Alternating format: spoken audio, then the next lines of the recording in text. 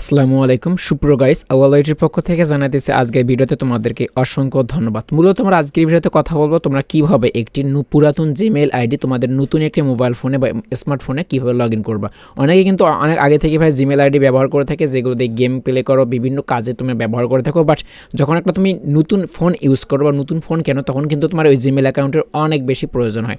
So আজকের ভিডিওতে আমরা দেখাবো যে তোমার জিমেইল অ্যাকাউন্টটি তোমার আগের ছিল, বাট ওইটা ওল্ড ফোন থেকে তুমি কিভাবে নতুন যে মানে ঠিক ওল্ড জিমেইলটা তুমি নিউ ফোনে কীভাবে লগ ইন করবা। সো এর জন্য আমাদের কোনো একটা কিছুই করা লাগবে না, জাস্ট শুধুমাত্র নাম্বার এবং পাসওয়ার্ডটা, অর্থাৎ তুমি নাম্বারও যদি না মনে রাখো, শুধুমাত্র জাস্ট ইমেইল এবং পাসওয়ার্ডটা মনে রাখলে তুমি একটা ফোনে লগ ইন করতে পারবা। অথবা যদি তুমি পাসওয়ার্ড ভুলে যেতে থাকো তবুও তুমি লগ ইন করতে পারবা। জাস্ট আমি একটা শুধু প্রসেসটা দেখে দিব। এর জন্য আমাদের সর্বপ্রথম কী করা লাগবে, আমাদের ফোনে যে জিমেইল একটা অপশন বলে কথা রয়েছে, আমাদের ডিরেক্ট এই ভাইয়া জিমেইল অপশনে একটা ক্রিয়েট করতে হবে, ঠিক আছে। সো আমি জিমেইল অপশনে আসলাম। আসার পর ঠিক আমাকে একদম উপরে তোমাদের কর্নারে যে আগে থেকে যে তোমাদের ফোনে যে জিমেলটি ছিল সেটা কিন্তু শো করাবে। সো রাইট, আমি একটা ফোনের জিমেল আমি লগ ইন করে দেখাবো। সো এখান থেকে আসার পর আমার ফোনে যতগুলো জিমেল আছে সেগুলো কিন্তু এখানে শো করবে।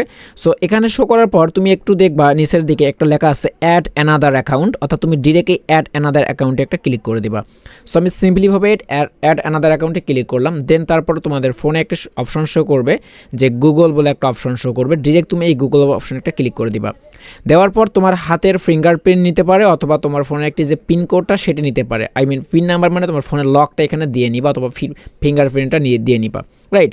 সো দেওয়ার পর একটু মানে জাস্ট একটু ওয়েট করার পর তোমাদের সামনে এরকম একটা ইন্টারফেস শো করবে। ডিরেক্ট তোমাদের কী করা লাগবে ভাইয়া, যেহেতু ভাইয়া তুমি নতুন করে অ্যাকাউন্ট ক্রিয়েট করতেছো না, রাইট, তাই এইটা আমি ক্রস করবো, এটাতে আমি দেবো না। আমাদের কাজ হচ্ছে এইটা ফিল আপ করা, ঠিক আছে। ডিরেক্ট তোমার আগের যে জিমেইলটা ছিল তুমি ডিরেক্ট এখানে দেবে। আমার আগের জিমেইলটা আমি এখানে দিয়ে নিয়ে একটা নেক্সট বাটনে ক্লিক করে দিলাম, রাইট।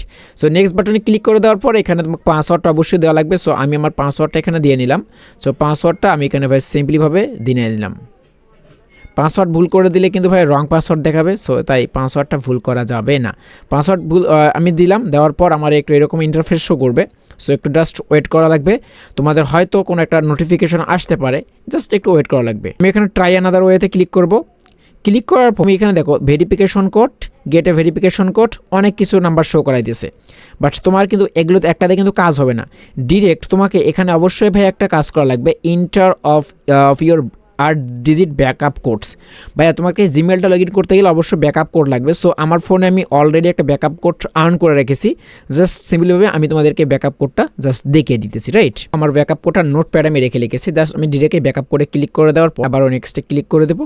অলরেডি আমার জিমেলটা কিন্তু ভাইয়া লগ ইন হয়ে যাবে। আই অ্যাগ্রিতে ক্লিক করলে আমার কিন্তু এই জিমেলটা কিন্তু ভাইয়া আমি আনফর্চুনেটলি মানে কোনো ধরনের মানে ফোন নাম্বার অথবা কোনো কোড ছাড়াই কিন্তু আমি আনফর্চুনেটলি মানে লগ ইন করে নিতে পারলাম। সো ভাইয়া এইভাবে তুমি তোমার ফোনের যে পুরাতন জিমেলটা আছে সেটি তুমি জাস্ট নতুন একটা ফোনে অবশ্যই ভাই লগ ইন করতে পারবা, জাস্ট এতটুকু সময়ের মধ্যে, ঠিক আছে। যদি ভিডিওটি ভালো লাগে থাকে বা তোমাদের উপকারে আসে অবশ্যই আমাদের চ্যানেলটিকে সাবস্ক্রাইব করে পাশে থাকবেন। সো দেখা হবে পরবর্তী ভিডিওতে। গড ব্লেস ইউ, আল্লাহ হাফেজ।